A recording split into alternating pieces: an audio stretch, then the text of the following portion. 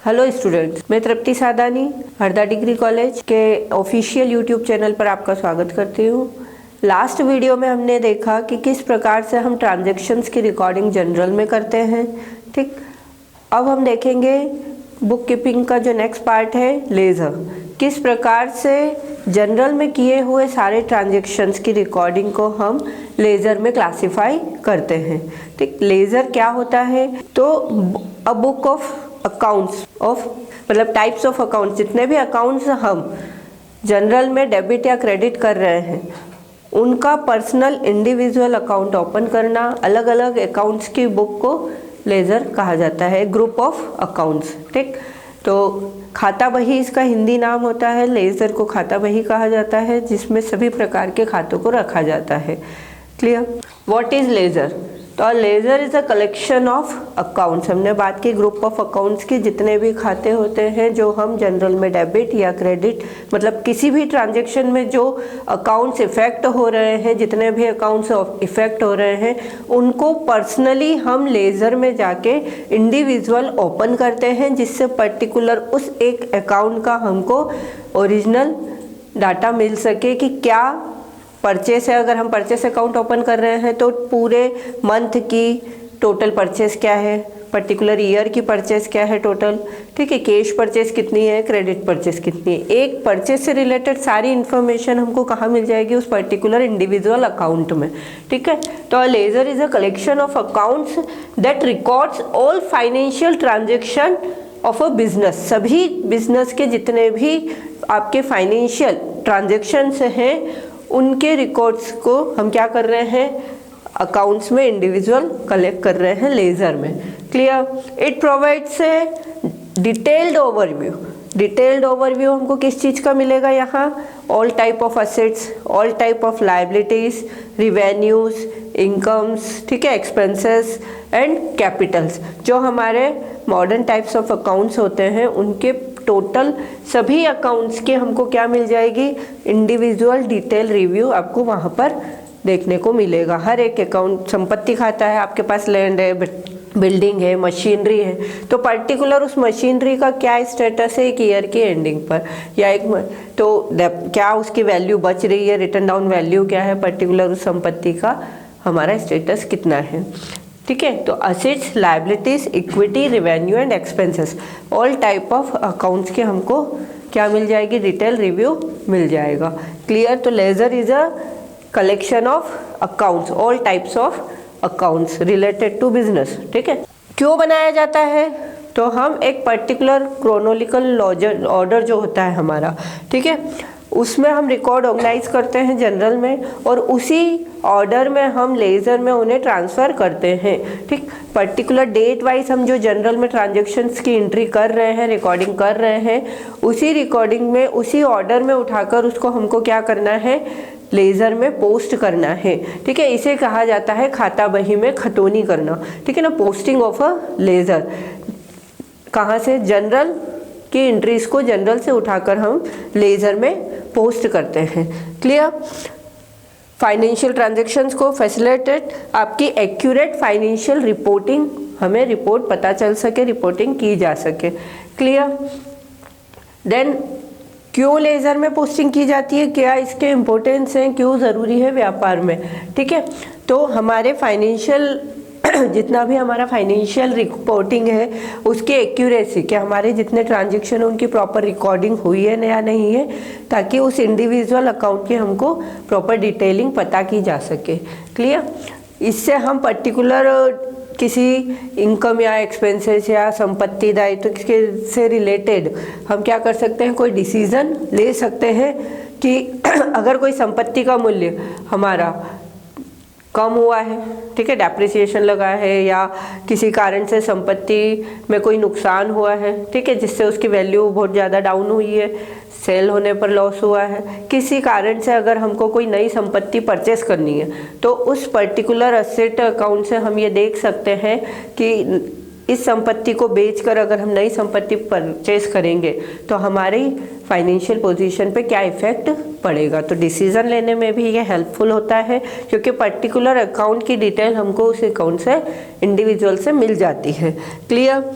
Tax से related अगर हमारी रिकॉर्डिंग प्रॉपर रहेगी, जनरल से लेज़र में पर्टिकुलर अकाउंट्स में रिकॉर्डिंग हम प्रॉपर करेंगे, ठीक है। Accurate ledger records are vital for a tax की इंफॉर्मेशन निकालने के लिए, टैक्स कितना आपका बन रहा है, पेनल्टीज तो नहीं है, फीस वगैरह, रिटर्न, ये सारी इन्फॉर्मेशन हम प्रॉपर रिकॉर्डिंग करके भी पता कर सकते हैं, ठीक है। तो लेज़र में आपका पर्टिकुलर जनरल के ट्रांजैक्शंस को हम पोस्ट करते हैं ताकि हर एक अकाउंट का प्रॉपर एक टाइम पीरियड के समय, मतलब एक पर्टिकुलर ईयर एंडिंग पर हम क्या कर सके, उस पर्टिकुलर अकाउंट की बैलेंस पता कर सके। क्लियर। लेज़र कितने प्रकार के होंगे, तो जो ट्रेडिशनल लेज़र होते हैं, ठीक है, जिसे व्यक्तियों के द्वारा एज ए टैक्स आपका अकाउंटेंट के द्वारा बनाए जाते हैं इन फिजिकल और वे में, ठीक।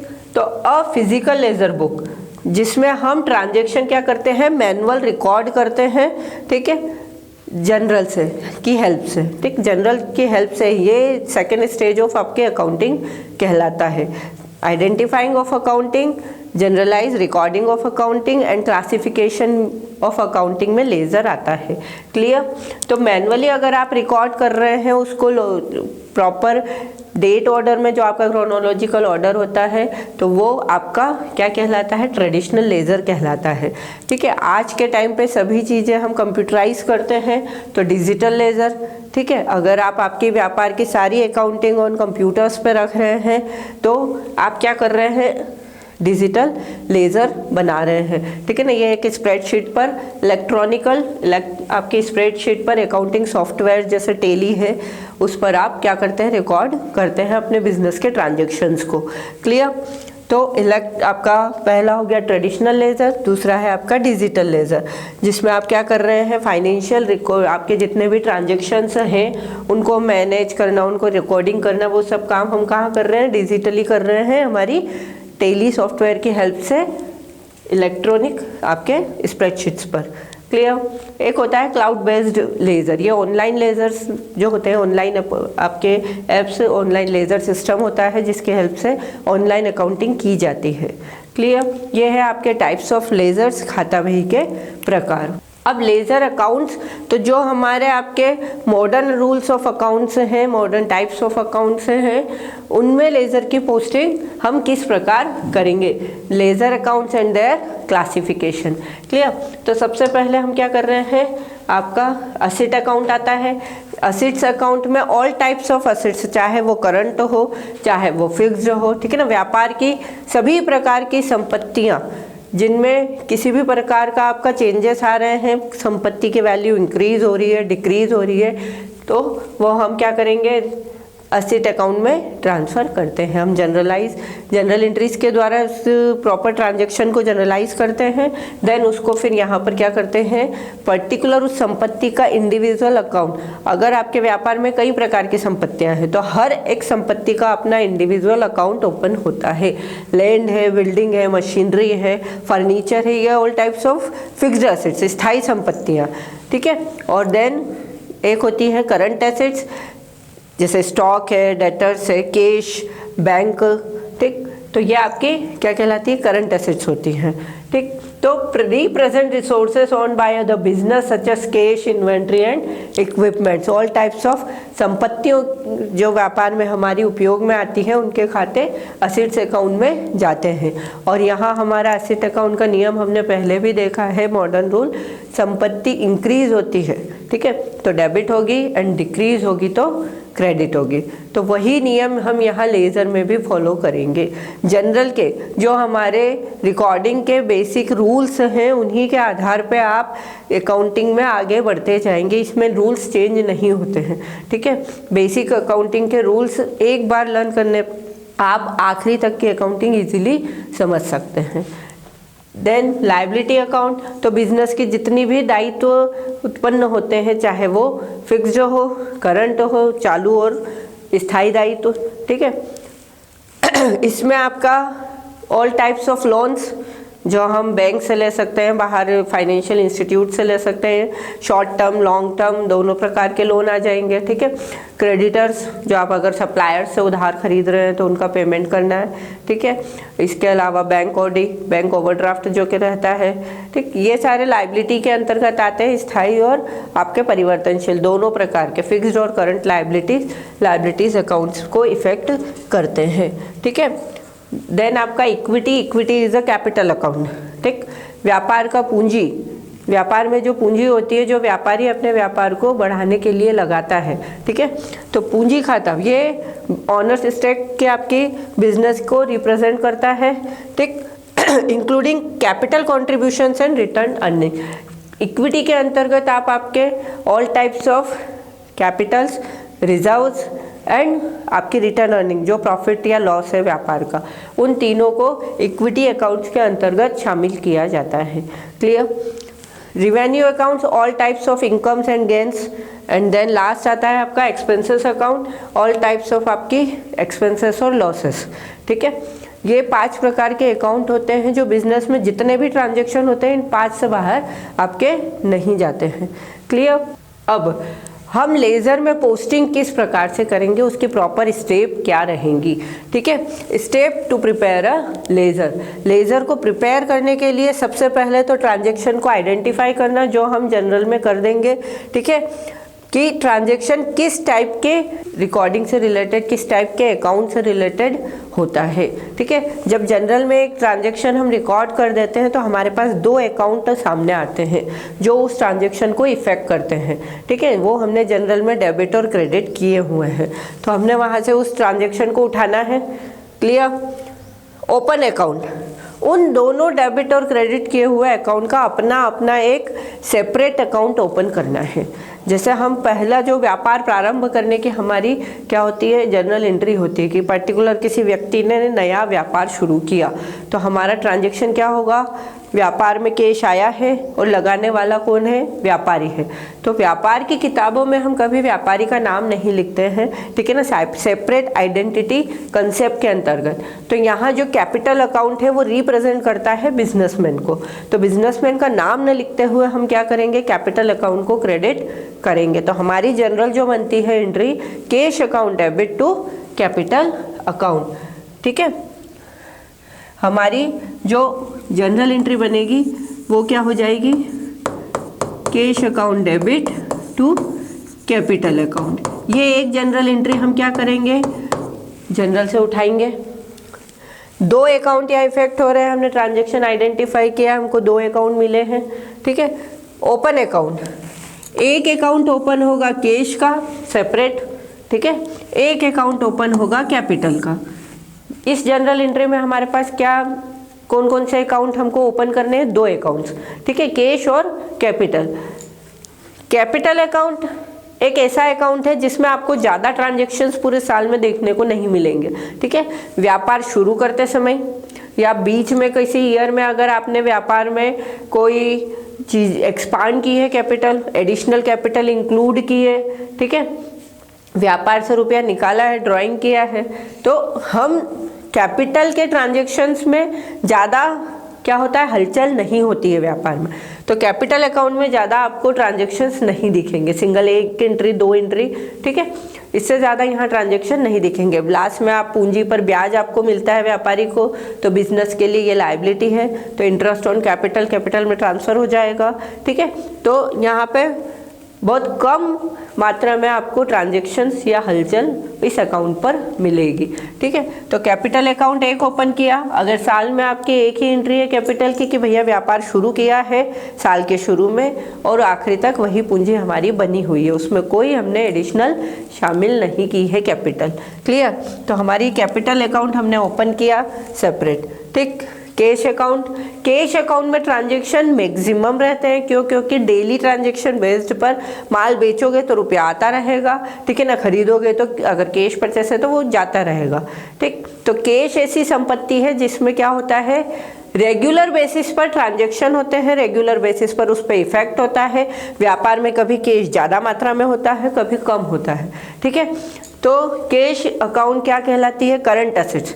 करंट इसलिए क्योंकि उसमें हम ज़्यादा मात्रा में रेगुलर बेसिस पर उसमें क्या देख रहे हैं? इफेक्ट देख रहे हैं, उसमें इंक्रीज डिक्रीज रेगुलर बेसिस पर बना रहता है। ठीक है। Classify and post transaction. अब हमने हर आपका जो ट्रांजेक्शन है, जो अकाउंट है, कैटेगरी वाइज उसको डिवाइड किया है। देन उसमें क्या किया है? डेट और अमाउंट के थ्रू क्रोनोलॉजिकल ऑर्डर में हम क्या कर रहे हैं?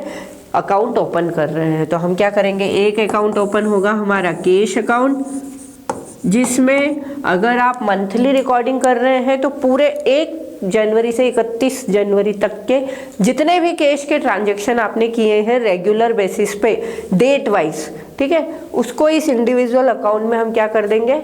डेट वाइज पोस्ट करते जाएंगे। ठीक है। लेजर का नियम है कि जिस अकाउंट को आप ओपन कर रहे हैं उस अकाउंट के अंदर कभी भी उस पर्टिकुलर उस अकाउंट का नाम नहीं आएगा। मतलब कैश अकाउंट के अंदर ना तो हम कैश अकाउंट को डेबिट करेंगे ना कैश अकाउंट को क्रेडिट करेंगे, पर जनरल में जहाँ जहाँ हमने कैश अकाउंट को डेबिट और क्रेडिट किया है उस एंट्री को उठा के हमको लेजर में लाना है। ठीक है। मतलब अगर आपने माल खरीदा cash account, purchase account debit to cash, ठीक है, कैश यहाँ क्रेडिट हुआ है तो हम क्या लाएंगे? अपोजिट नाम को उठा के उस अकाउंट में डालना है। क्लियर? मतलब जो अकाउंट आप ओपन कर रहे हैं उसका नाम उस अकाउंट के अंदर कहीं ना तो डेबिट होगा ना क्रेडिट होगा। ठीक है। तो कैश अकाउंट के अंदर हमको ना तो टू कैश लिखना है ना बाई कैश लिखना है। यहाँ पर डेबिट होने पर टू कैश लिखाता है, 2 से स्टार्ट होता है अकाउंट का नाम। ठीक है। और बाई साइड आपका क्रेडिट साइड जो होता है वो बाई से स्टार्ट होता है। इसका फॉर्मेट हम देखेंगे अभी। ठीक। तो जब भी जो भी अकाउंट ओपन करेंगे तो कैश अकाउंट के जो 2 साइड रहेंगे डेबिट और क्रेडिट। ठीक है। इसमें यहाँ और यहाँ कहीं भी हमको पूरे महीने के ट्रांजैक्शन में कैश का नाम नहीं लिखना है। ठीक है। अपोजिट नेम आता है। अपोजिट नेम मतलब जिस ट्रांजैक्शन में जो 2 खाते इफेक्ट हो रहे हैं उसमें एक कैश है, दूसरा जो अकाउंट इफेक्ट हो रहा है उसका नाम हमको उस कैश अकाउंट में डालना है। जैसे purchase account debit to cash, तो purchase account debit to cash हुआ है, कैश क्या हुआ है? क्रेडिट हुआ है। तो हमने क्रेडिट में जाके क्या लिख देना है? परचेस लिख देना है। ठीक। यहाँ हमने लिखा था cash account debit to capital, cash क्या हुआ है? डेबिट। तो जो खाता हम बना रहे हैं, जो अकाउंट हम बना रहे हैं, वो अगर डेबिट के साइड है तो उसका ट्रांजैक्शन उस अपोजिट नाम से हमको डेबिट में लिखना है। ये कहाँ चला जाएगा? यहाँ। ठीक। इस तरह से इस ट्रांजैक्शन में कैश था, कैश हम ऊपर लिख चुके हैं एक बार, उस अकाउंट का नाम है कैश। अपोजिट नाम आपको डालना है कि कैश कहाँ गया? कैपिटल में गया। ठीक है ना। कहाँ से आया? कैपिटल से आया। रुपया गया कहाँ है? परचेस में गया है। अगर आपने मशीन खरीदी है तो हमने जनरल एंट्री की है machine account debit to cash. ठीक है। तो रुपया कहाँ गया? मशीन में गया। तो ये मशीन। ठीक। रुपया जहाँ से आता है, ठीक है, वो डेबिट कहलाता है, और जहाँ रुपया जाता है वो क्रेडिट कहलाता है। क्यों? क्योंकि cash is asset, asset increase हो तो डेबिट, डिक्रीज हो तो क्रेडिट। जो हमारे नियम है वो वैसे ही रहेंगे आखिरी तक हर एक स्टेप पर अकाउंटिंग की। क्लियर? देन अब हमने क्या किया?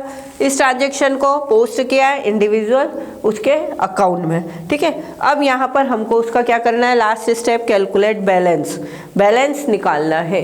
कैश व्यापार को शुरू करते समय कितना था, कितना हमारा इंक्रीज हुआ है, कितना हमने पे किया है या डिक्रीज हुआ है, लास्ट में आखिरी दिन हमारे पास कैश कितना बचा। अब हम अगला पॉइंट पे आते हैं कि हमने देखा लेजर किस स्टेप पर हमको, किस स्टेप्स को हेल्प से हमको लेजर बनाते हैं, अकाउंट्स बनाते हैं। देन डेबिट और क्रेडिट ट्रांजैक्शंस आपको शो करना कि कौन कौन से अकाउंट्स आपके डेबिट या क्रेडिट होंगे, उनके ट्रांजैक्शन को ध्यान में रखते हुए।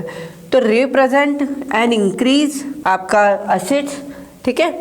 तो increase in assets, expenses and decrease liability and equity. ये आपका 2 चीज़ जब बढ़ती है, इंक्रीज होती है, ठीक है, तो आपको क्या करना है?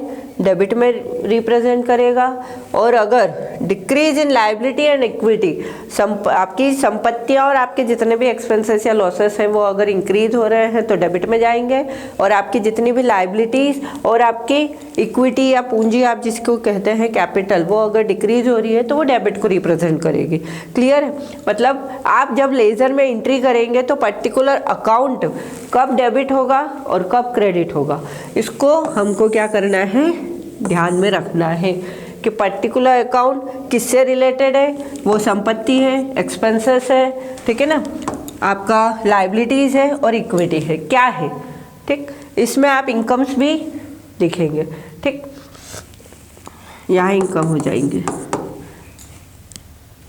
तो पर्टिकुलर कौन सा अकाउंट इफेक्ट कर रहा है, वो इन 5 में से क्या है, पर्टिकुलर वो संपत्ति है, अगर असेट्स है तो वो इंक्रीज हो रही है कि डिक्रीज हो रही है, इंक्रीज होगी तो डेबिट और अगर डिक्रीज होगी तो क्रेडिट, ठीक है। मतलब मैंने आपको जो बताया है कि आपके जितने भी ट्रेडिशनल रूल्स और जितने भी मॉडर्न रूल्स ऑफ अकाउंटिंग है वो आपके बिजनेस में आखिरी तक आपके अकाउंटिंग में वही हेल्पफुल रहेंगे, ठीक है।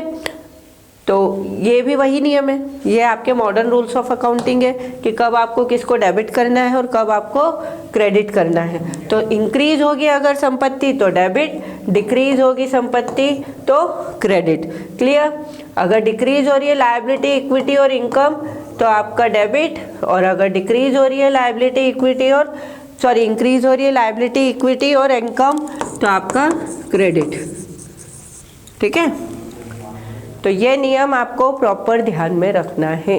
एक नियम याद रखने से आप आखिरी तक की अकाउंटिंग बिना किसी के हेल्प से इजीली कर सकते हैं। क्लियर? अब हम उस अकाउंट का जो हम सेपरेट लेजर में ओपन कर रहे हैं बैलेंस कैसे फाइंड आउट करेंगे, ठीक है। हम सारे ट्रांजैक्शन उससे रिलेटेड हैं। अगर हम मंथली बैलेंस देख रहे हैं तो 1 तारीख से लेके 31 तारीख या 30 तारीख तक आपके जितने भी अकाउंट्स हैं वो ओपन होंगे और जितने भी ट्रांजैक्शन से रिलेटेड।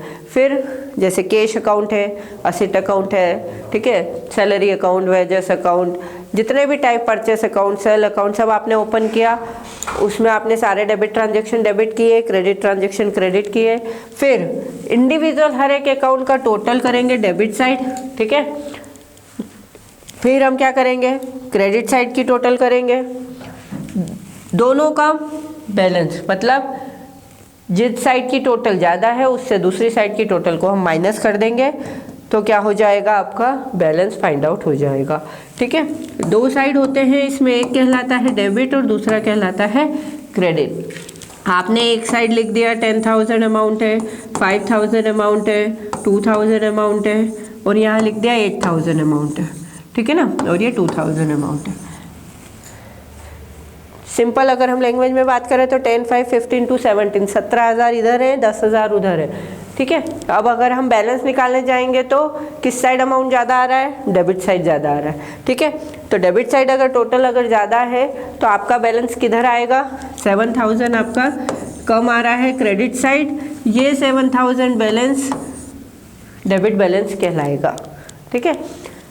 इधर की टोटल में से इधर की टोटल माइनस कर देते हैं तो आपका बैलेंस आता है sum of the all debit entries, ठीक है, sum of the all credit entries, then total debit should equal total credit. हमको क्या करना है, दोनों को इक्वल करना है। अब यहाँ भी 17 है और यहाँ भी 17,000 हो गया, हमको दोनों को इक्वल करना है। तो क्यों करना है, क्योंकि हमको आपका इंश्योर कर रहे हैं कि आपकी अकाउंटिंग क्या है, कंसिस्टेंसी, एक्यूरेसी बनी रहे अकाउंट्स में। क्लियर? तो यहाँ बैलेंस निकालना इक्वल, क्योंकि दोनों साइड हमेशा इक्वल होते हैं, तो जिस साइड कम है उस साइड हम बैलेंस शो करके दोनों को इक्वल करेंगे। जिस साइड की टोटल ज़्यादा होती है यहाँ आंसर उस साइड का कहलाता है। तो 7,000 is the debit balance of this account. Clear? ये आपका किसी भी अकाउंट को हमको बैलेंस कैसे करना है, ठीक है ना, बैलेंसिंग वैल्यू निकालने का तरीका। अब common ledger posting mistakes and how to avoid them. Ledger posting में कौन कौन सी गलतियां हो सकती है और हम उसको किस प्रकार से अवॉइड कर सकते हैं। कई बार ऐसा होता है कि हम क्लासिफाई करते टाइम, मतलब जब हम अकाउंट्स ओपन करते हैं तो गलत अकाउंट ओपन हो जाते हैं, ठीक है। Insecure transactions are posted to the appropriate particular individual account based on its their nature को ध्यान में रखते हुए आपको सही अकाउंट ओपन करना है। कहाँ? लेजर में, जब हम पर्टिकुलर जनरलाइजिंग का क्या कर रहे हैं, क्लासिफिकेशन कर रहे हैं, ठीक है। अगर कोई डेट या अमाउंट मिसिंग है तो आप आपकी रिकॉर्डिंग को प्रॉपर चेक करके रीचेक करके आप उसको लिख सकते हैं। कई बार हम जनरल से लेजर में ट्रांसफ़र करते टाइम डेट जो है वो मिसमैच हो जाती है, तो हम एक बार फिर से चेक कर लेते हैं, ठीक है। जब एग्ज़ाम में हम कोई प्रैक्टिकल या सॉल्व करते हैं या एग्ज़ाम के बाद आखिरी के 10 मिनट में हम जब रीचेक करते हैं कि कहीं कोई क्वेश्चन छूट तो नहीं गया, ठीक है, उस तरह से जब हम लेजर में पोस्टिंग करते हैं तो हम क्या करेंगे, एक बार वापस से रीचेक करेंगे कि कहीं पर कोई मिस्टेक रह तो नहीं गई, कोई ट्रांजैक्शन पोस्ट होने से छूट तो नहीं गया, ठीक है ना, डेट गलत तो नहीं लिखा गई, अमाउंट गलत तो नहीं लिखा गई। ये सारी चीज़ें जो हैं कई बार गलतियाँ होती हैं, ठीक है, तो हम रीचेक करते हैं तो वो गलतियां भी पकड़ में आ जाती है। तो इससे हमारी क्या हो जाएगी, अवॉइड होती है मिस्टेक्स, जिससे प्रॉपर बैलेंस हमको पता चलता है। तो double check all entries for completeness and accuracy, ठीक है, including dates and monetary values, ठीक है। इन दोनों को साथ साथ हमको बाकी सारी एक्यूरेसी भी प्रॉपर रीचेक करते टाइम, डबल चेक करते टाइम अकाउंट्स की पकड़ में आ जाती है, ठीक है। तो ये जो चीज़ है आपकी, इससे क्या होगा, हम हमारे अकाउंट्स में कम से कम गलतियां करेंगे। क्लियर? इनकरेक्ट डेबिट और क्रेडिट पोस्टिंग रिव्यू केयरफुली करने से क्या होगा, the nature of each transaction and ensure it's recorded with the correct debit और क्रेडिट साइड। आपने पर्टिकुलर अकाउंट करेक्ट चूज किया है, ठीक है, उसको प्रॉपर डेबिट या क्रेडिट की साइड लेके जाना था, उसको ध्यान में रखते हुए, ठीक, जो हमारा डेबिट और क्रेडिट साइड का पोर्शन था कि वो कौन से टाइप का अकाउंट है और वो प्रॉपर इंक्रीज हो रहा है, डिक्रीज हो रहा है, किस नेचर का है, और डेबिट होगा या क्रेडिट होगा, उसको ध्यान में रखते हुए रीचेक करते समय हम क्या कर सकते हैं, गलत डेबिट क्रेडिट हम करने से बच सकते हैं। क्लियर? देन लास्ट अगर हम देखें आपका लेज़र का प्रैक्टिकल, तो इसके अंतर्गत हम आपको एक प्रॉपर प्रैक्टिकल क्वेश्चन लेकर उसको सॉल्यूशन करके हम सॉल्व करेंगे, ठीक है।